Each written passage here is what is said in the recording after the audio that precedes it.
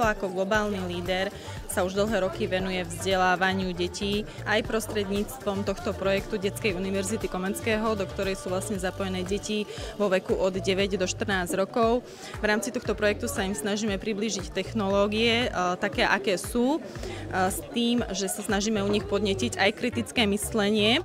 Hlavnou podmienkou, aby sa deti mohli do tohto projektu zapojiť, bolo, že museli nakresliť počítač budúcnosti podľa svojich predstav. Počítač budúcnosti musí mať hologram na čipe a budeš tam mať všetky rôzne veci. Ono to ti vie povedať, že kedy sa máš najesť a kedy máš piť.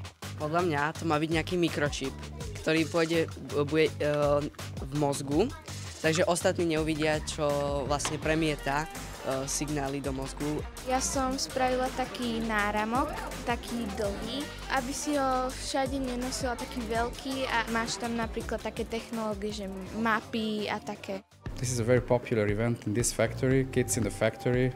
This time it's for a second time an international event. There's several very nice programs talking about robotics, ecological club, Lego World, lots of fun programs.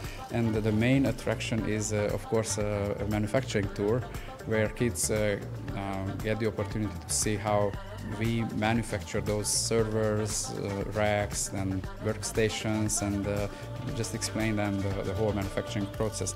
Ja som si zapamätala, že tam že taká jedna skrinka tých počítačov alebo niečo takého má asi tak tonu.